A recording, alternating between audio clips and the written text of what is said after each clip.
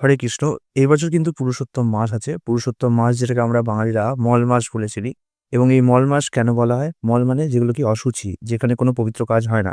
তো এই মাসটাতে আমাদের কি হয় যে কোনো প্রকার যাগযজ্ঞ, কোনো প্রকার বৈদিক অনুষ্ঠান মানে শুভ অনুষ্ঠান কোনো কিছু এই মাসে হয় না। তাই জন্য এই মাসটাকে বলা হয় হচ্ছে মল মাস।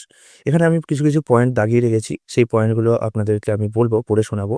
এবং আমি মল মাস নিয়ে এবং এর পুরুষোত্তম মাসের মাহাত্ম্য নিয়ে আরো কিছু ভিডিও বানাবো। কিন্তু এই ভিডিও বানানোর জন্য যে বেসটা আমি নিয়েছি, যে বইটা আমি নিয়েছি, গ্রন্থটা, সেই গ্রন্থটার নাম হচ্ছে শ্রী পুরুষোত্তম ও শ্রী কার্তিক ব্রত মাহাত্ম্য। এই গ্রন্থটি ইসকন মায়াপুর নামহাট্ট ডক্টরেট থেকে প্রকাশিত হয়েছে। এই গ্রন্থটিতে পুরুষোত্তম মাসের অবশ্য করণীয় পদ্ধতি কি, হবিষ্যান্ন গ্রহণ কি, এর বিশেষ সংখ্যা কি, হরিকথা শ্রবণ কি, আরো নানান কিছু প্রচন্ড ডিটেলে এই বইটার মধ্যে অনেক কিছু দেওয়া আছে। এবং পদ্মপুরাণ, স্কন্দ পুরাণের যে মাহাত্ম্য কথায় রয়েছে, সেই মাহাত্ম্য কথাগুলো এখানে দেওয়া আছে। তার সাথে সাথে কার্তিক ব্রতের মহিমা কি, যমরাজকে দীপদান করলে কি হয়, প্রতিদিন কি করতে হবে, কার্তিক ব্রত প্রসঙ্গে পদ্মপুরাণ কি বলছে, কার্তিক ব্রত কিভাবে পালন করবেন, কার্তিক ব্রত পালনের সুফল, এর সার সংক্ষেপ কি, কার্তিক মাহাত্ম্য কি, সবকিছু এই বইটা আছে। আজকের ভিডিওতে আমি পুরুষোত্তম মাস এবং কার্তিক ব্রত দুটোই সংক্ষেপে কভার করব। পরের ভিডিওতে আরো এক্সট্রা কভার করে দেবো।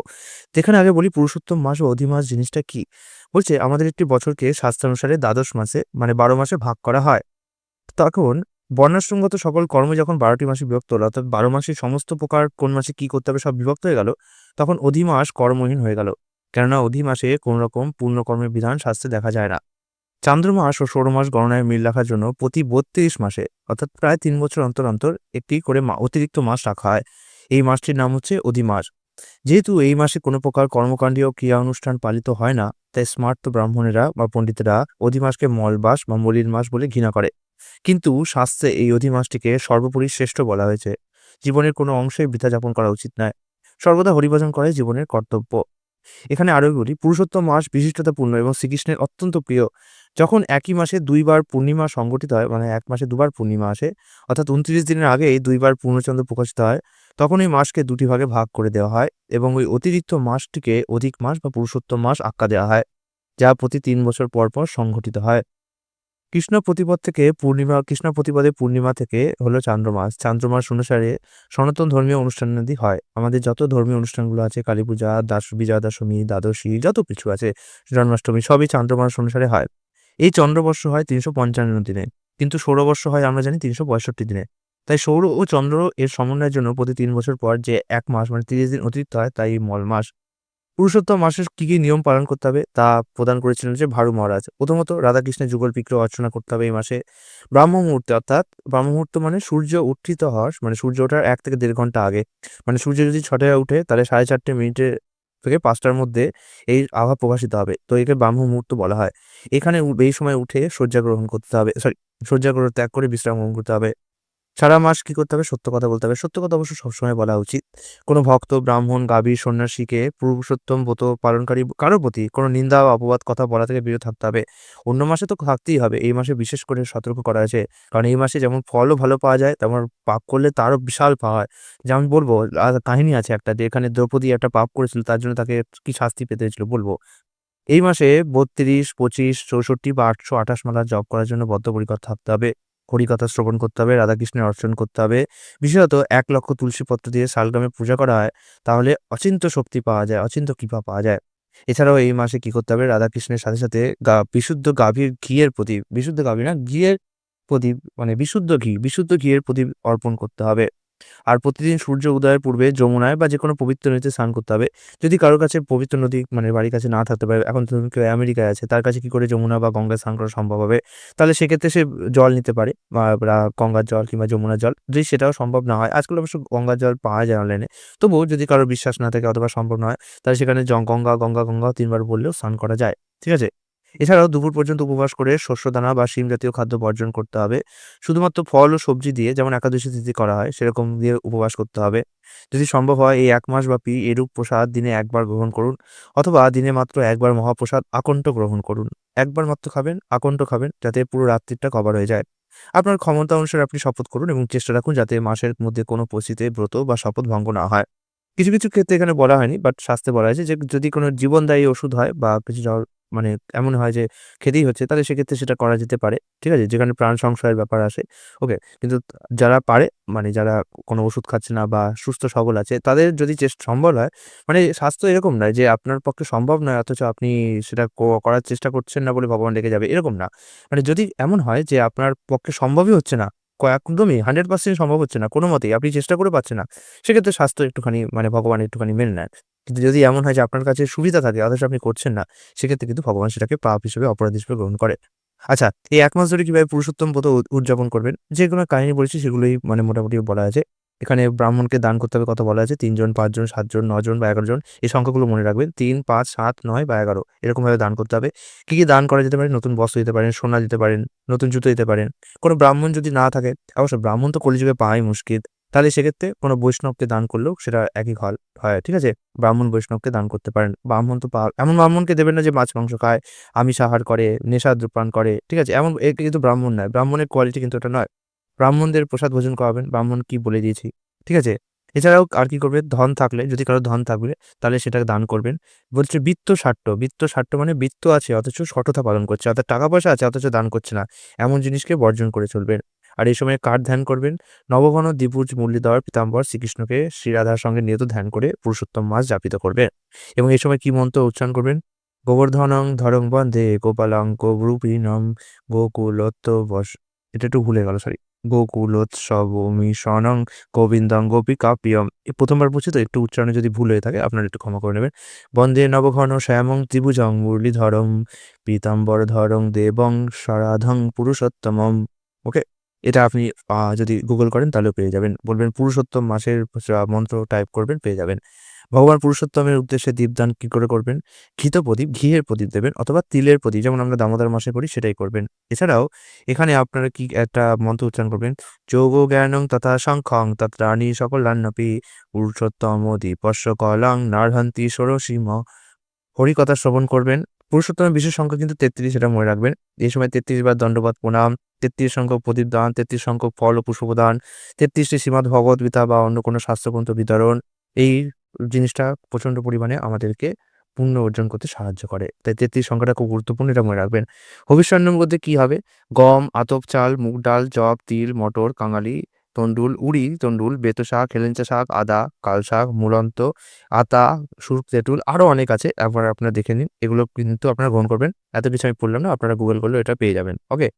এই মাসে অবশ্যই তুলসীকে জল দান, পূজা, পরিক্রমা, তুলসী পূজা, শালগ্রাম অর্চন এগুলো খুব করণীয় অবশ্যই। মাসের শেষে কি করবেন? যদি পবিত্র জলে পুণ্য স্নান না করে থাকেন তাহলে ব্রাহ্মণকে দুধ এবং দধি দান করে সেই কর্মফল লাঘব করবেন। যদি পুরুষোত্তম মাসে চাল, গম বা তেল, ঘি গ্রহণ করে থাকেন তাহলেও ব্রাহ্মণকে দান করলে হয়ে যাবে। যদি পাতায় প্রসাদ গ্রহণ করেন তাহলে ব্রাহ্মণদের ঘি এবং মিষ্টি দ্রব্য সহজে ভোজন করাবেন। যদি এই মাসে চুল বা নখ না কেটে থাকেন তাহলে একজন ব্রাহ্মণকে দর্পণ মানে আয়না দান করবেন। পুরুষোত্তম মাসে যদি কোনো নিয়ম ভঙ্গ হয়, এটা খুব ইম্পর্টেন্ট পয়েন্ট, মনে রাখুন। পুরুষোত্তম মাসে যদি কোনো নিয়ম ভঙ্গ হয় তাহলে আখের রস বা আঙুরের রস ইত্যাদি ফলের মিষ্টি রস দিয়ে ব্রাহ্মণদের সেবা করতে হবে। পুরুষোত্তম ব্রত পালন করলে সমস্ত পবিত্র স্থান আপনার দেহে বাস করবে। অর্থাৎ আপনি যদি ভাবছেন তীর্থে গিয়ে ঘুরবেন, পুণ্যফল পাবেন, তার দরকার নেই। একটা পুরুষোত্তম মাস পালন করলে সমস্ত তীর্থ আপনার দেহে চলে আসবে। অর্থাৎ সমস্ত পুণ্যফল আপনি পেয়ে যাবেন। যিনি গভীর ও ভক্তি আর বিশ্বাসের সঙ্গে পুরুষোত্তম ব্রত পালন করেন, তিনি এই জীবনের শেষে গোলক বৃন্দাবনে ফিরে যান এবং গোলক বৃন্দাবনে রাধা গোবিন্দের নিত্য সেবায় যুক্ত হতে পারেন। আমরা নিশ্চিত যে আপনারা এই ব্রত নিষ্ঠার সঙ্গে পালন করবেন। এবার পুরুষোত্তম মাসের মহিলা দ্রৌপদীর পূর্বজন্মলীলা শুনুন। এটার অনেকটা বড় কাহিনী আছে। এটা পদ্মপুরাণ কে বলা হয়েছে। আমি এটাকে সংক্ষেপে বলছি। একবার ভগবান শ্রীকৃষ্ণ দ্রৌপদী এবং ব্রাহ্মণদের কাছে, পাণ্ডবদের কাছে যান। তখন দ্রৌপদী বলেন, হে কৃষ্ণ, আমি কি অপরাধ করেছি যার জন্য আমাকে এত শাস্তি পেতে হলো, আমাকে লাঞ্ছনা করতে হলো? তখন কৃষ্ণ বলে যে গত জন্মে তুমি একজন ব্রাহ্মণ কন্যা ছিলে। একবার তোমার গৃহে ঋষি দুর্বাসা এসেছে। যেহেতু তুমি খুব গরিব ছিলে তাই দুর্বাসা মুনিকে তুমি বলেছিলে যে আমার এই গরিব অবস্থা থেকে উদ্ধার করার কোনো উপায় বলুন। তখন ঋষি দুর্বাসা তোমাকে বলেন এই পুরুষোত্তম মাস পালন করতে। কিন্তু এই পুরুষোত্তম মাস তুমি পালন করলে না এবং তারপরে ঋষি দুর্বাসা খুব ক্রোধিত হলো এবং এইভাবে তুমি অপমান করলে পুরুষোত্তম মাসের, তার জন্যই তোমাকে এই জন্মে এত দুঃখ কষ্ট ভোগ করতে হচ্ছে। তখন তিনি পাণ্ডবদের বললেন যে তোমরা পুরুষোত্তম মাসে তোমরা সঠিকভাবে যথাবিধি আচার পালন করনি। ওকে? তার জন্য তোমরা এই কষ্ট ভোগ করছো। তাই তিনি পাণ্ডবদের এবং দ্রৌপদীকে নির্দেশ দিলেন, এই পুরুষোত্তম ব্রত তোমরা পালন করো, তাহলে তোমাদের হৃত রাজ্য তোমরা ফিরে পাবে। আরেকটা কাহিনী আছে শুনুন। এই একসময় কি হলো, ১২টা মাস তো ১২ বার সব দায়িত্ব পেয়ে গেল। তখন এই অধিক মাস বা মল মাস, তার তখন কোনো নাম ছিল না। তখন সে কাঁদতে, কাঁদতে ভগবান বিষ্ণুর কাছে গেল। তখন ভগবান বিষ্ণুকে সে জিজ্ঞেস করলো, "আমাকে কেউ সহ্য করতে পারে না, সবাই ঘৃণা করে। আমার কোনো উপায় করুন। সব মাস আপনার সেবা করছে, আমাকে কোনো সেবা দিন।" তখন ভগবান বিষ্ণু তাকে নিয়ে গেলেন হচ্ছে ভগবান শ্রীকৃষ্ণের কাছে। তখন ভগবান শ্রীকৃষ্ণ ওকে কাঁদতে দেখে বললেন, "তুমি কাঁদছো কেন?" তখন এই মল মাস তার দুঃখের কাহিনী জানালো। তখন ভগবান বললেন, "চিন্তা করো না। তুমি এবার থেকে আমার প্রিয় মাস হবে এবং যে এই মাসে তোমাকে আমার আরাধনা করবে সে বিশেষ ফল পাবে।" এবং বাকিদের যেমন অধিষ্ঠাতা দেবতা থাকে, যেমন দামোদর, তারপর ঋষিকেশ, এই মাসের অধিষ্ঠাতা আমি নিজে হব। ওকে? এইভাবে এই পুরুষোত্তম মাস পবিত্র মাস। যেমন কার্তিক মাসের অধিষ্ঠাত্রী দেবী হচ্ছে শিরাধিকা, তেমন এই পুরুষোত্তম মাসের অধিষ্ঠাত্রী দেবতা হচ্ছেন, দেবতা তো বললাম ভগবানই, তাও হচ্ছে আমাদের ভগবান শ্রীকৃষ্ণ। এই ব্রত মাহাত্ম্য এখানে রয়েছে। এছাড়াও এখানে জয়প্রকাশ স্বামী মহারাজ যে বার্তাগুলো দিয়েছেন, বলেছেন, "জপের মাধ্যমে সকল দুঃখ হতে পরিত্রাণ পাওয়া যায়। তাই যেকোনো ধরনের পরিপূর্ণতা লাভ করা যায় এবং যেকোনো আকাঙ্ক্ষা পূর্ণ করা যায়। কখন? এই পবিত্র মাসে।" এছাড়াও জয়প্রকাশ স্বামী মহারাজ বলেছেন, "পুরুষোত্তম ব্রত পালন না করে কেউ শুদ্ধ ভক্তিযুক্ত সেবা করতে পারে না। এটা একটা নির্দেশ।" ঠিক আছে? সবার জন্যে কিন্তু। অর্থাৎ কেউ যদি মনে করে আমি খুব জপ করব, ধ্যান করব, তপস্যা করব, একাদশী পালন করব, অথচ পুরুষোত্তম মাস করব না, তাহলে কিন্তু শুদ্ধ ভক্তি সে পাবে না। ওকে?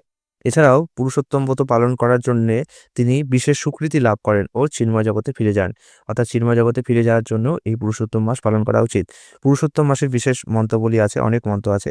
অর্ঘ্য মন্ত্র আছে, নীরাজন মন্ত্র আছে। সব মন্ত্র আমি এখানে বলছি না। অন্য আমি সেপারেট একটা ভিডিও করব, তখন এই মন্ত্রগুলো সেখানে থাকবে। এরপরে আছে কার্তিক ব্রত মাহাত্ম্য। কার্তিক মাস আপনারা জানেন যে দামবন্ধন লীলা হয়। দামোদর, দাম মানে হচ্ছে যার পেট, সরি দাম মানে রজ্জু, আর উদর মানে হচ্ছে পেট। মানে যার উদরে দাম বাঁধা হয়েছে, অর্থাৎ ভগবান শ্রীকৃষ্ণের সেই লীলা।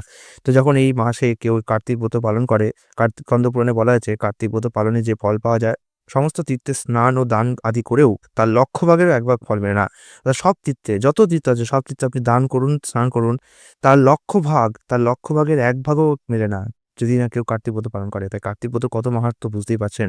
পদ্মপুরাণে বলা হয়েছে, দ্বাদশ মাসের মধ্যে কার্তিক মাস ভগবানের সবথেকে প্রিয় মাস। এই মাসে যদি কেউ ভগবান বিষ্ণুর সামান্যতম সেবা করে, একটা ইঁদুরের কাহিনী আছে। সেই ইঁদুরটা কি করেছিল, কার্তিক মাস ছিল এবং সারাদিন উপোস ছিল। এবার এক জায়গায় একটা ঘিয়ের প্রদীপ জ্বলছিল। ওকে? ইঁদুরটা কি করেছে, সেই ঘিয়ের প্রদীপটা উল্টে দিয়েছে। ফলে কি হয়েছে, দাউ, দাউ করে আগুন জ্বলে উঠেছে।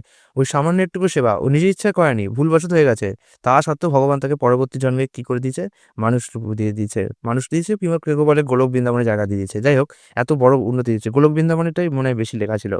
তো এই হচ্ছে দামোদর মাসের মাহাত্ম্য। ওকে? কার্তিক মাসে কি, কি ভক্তি অনুসরণ করবেন? কার্তিক মাসে অবশ্যই পাপ কর্ম করবেন না এবং কিছু, কিছু খাদ্য আছে যেগুলো কার্তিক মাসে আপনাদের এড়িয়ে চলতে হবে। কার্তিক মাসে কি, কি এড়িয়ে চলতে হবে সেটা এখানে দেয়া আছে। আকাশ প্রদীপের মহিমা সবকিছুই রয়েছে। আমি এত ডিটেইলে জেলে ভিডিওটা এমনিতেই বড় হয়ে গেছে, আরো বড় হয়ে যাবে। যেহেতু এগুলো নিয়ে আমি অলরেডি ভিডিও বানানোর চেষ্টা করছি আরেকবার। তাই আমি এখানে এগিয়ে যাচ্ছি না অতটা। কার্তিক মাসে কি, কি খেতে হবে এখানে দেয়া ছিল।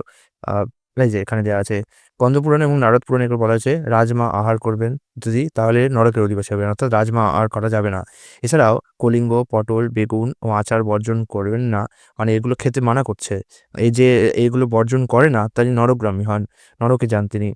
এছাড়াও শূকর যেকোনো মাংস আপনি বিরত থাকবেন। মাংস তো এমনিও স্বাস্থ্য বলে খেতে না। আর যেকোনো মাংস তো কার্তিক মাসে তো করাই যাবে না। এছাড়াও কার্তিক মাসে কোনো সুস্বাদু ভোজন, সুখসজ্জা, গণিকা বা পরস্ত্রী বা বেশ্যাবৃত্তি এগুলো থেকে দূরে থাকবেন অবশ্যই।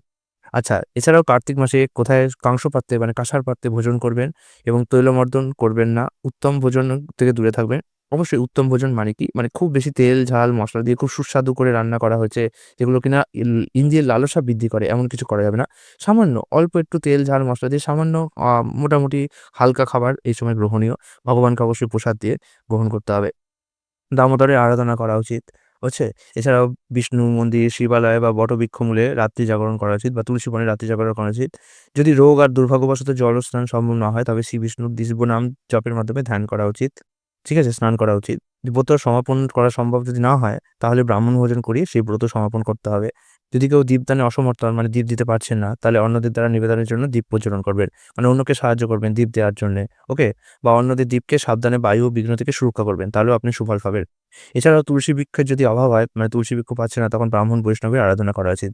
বৈষ্ণবানাং যথাসম্ভব, তো আপনি মহাদেবের আরাধনা করতে পারেন। কারণ তিনিই হচ্ছেন একজন বৈষ্ণব। যদি আপনার বৈষ্ণব ব্রাহ্মণ না পান। বৈষ্ণব ব্রাহ্মণের যদি অভাব হয়, তাহলে ব্রাহ্মণ, গাভী, বোধিবৃক্ষ আর বটবৃক্ষের সেবা করে ব্রত সমাপন করা উচিত। এই আরো অনেক কিছু আছে। কারণ কোন ইয়ে আছে, এবং মথুরার কথা বলা হয়েছে বিশেষ করে যে মথুরা মণ্ডলে যারা এটা পালন করে তাদের তো আরও বেশি হয়। মানে অন্যান্য জায়গায় যারা দামোদর মাস পালন করে, কার্তিক মাস পালন করে, তাদের তো সুফল লাভ হয়ই, কিন্তু যারা বিশেষ করে মথুরায় পালন করে এটা, তারা তার থেকেও আরও বেশি সুখ পায়। তাই কার্তিক মাসে মথুরায় একবার মাত্র দামোদর আরাধিত হলে অনায়াসে সেই ভক্তি লাভ করা যায়। কখন? কোন ভক্তি? যে ভক্তি অন্যান্য জায়গায় এই যে, হে ব্রাহ্মণ, মথুরায় কার্তিক মাস অতিবাহিত করার ভাগ্য অতি দুর্লভ। যারা কার্তিকে মথুরায় দামোদরের আরাধনা করেন, শ্রীকৃষ্ণ তাদের নিকট স্বীয় অপ্রাকৃত রূপ প্রকাশ করেন। তো মথুরায় অবশ্যই কার্তিক মাস যদি আপনারা পালন করার চেষ্টা করুন, একবার হলেও চেষ্টা করুন। মথুরায় পালন করা কিন্তু খুব বিশেষ বৈশিষ্ট্য। এছাড়াও কার্তিক মাসে কি করা উচিত এবং কি করলে কি হয়, কি না করা উচিত, সব এখানে ডিটেইলে দেয়া আছে। আমি আপনাদের বলব যে এই বইটা আপনারা কিনুন। কারণ এই ভিডিওটা আপনারা কতবার দেখবেন বা কতবার থাকবে, বা কোনো কারণে এই ভিডিওটা নাও হারিয়ে ফেলতে পারেন। সরি। তাই আপনারা বলব যে ইসকন মন্দির থেকে এটাকে একটু সংগ্রহ করুন। এই বইটা খুব সুন্দরভাবে ব্যাখ্যা করেছে এবং খুব সুন্দর একটা গাইড বইয়ের আকারে আছে। কারণ এত কলিযুগে তো একেই মানুষ শাস্ত্র পড়ে না। তার উপর এত শাস্ত্রে এত কথা রয়েছে, সেগুলোকে আপনারা সহজে খুঁজে পাবেন না। কারণ একে তো বই পড়ার চল ঠিক আছে, তার উপর আপনারা শাস্ত্র কিনে পড়বে সেও তো অনেক। মানুষ নোবেল পড়বে, গল্প পড়বে, উপন্যাস পড়বে, শাস্ত্র পড়বে না। আবার শাস্ত্র যখন কিনলেন তো কত শাস্ত্র কিনবেন? অনেক আছে। তো এই বইটা পড়ার ফলে আপনার কি হবে যে মোটামুটি সব শাস্ত্রে যা দেয়া আছে সেগুলোকে একটা গাইড আকারে আপনারা আগে থেকে পেয়ে যাচ্ছেন। তো এটা ভালো হবে, সুবিধা হবে। তো হরে কৃষ্ণ, এই ছিল একটা সংক্ষিপ্ত ভিডিও।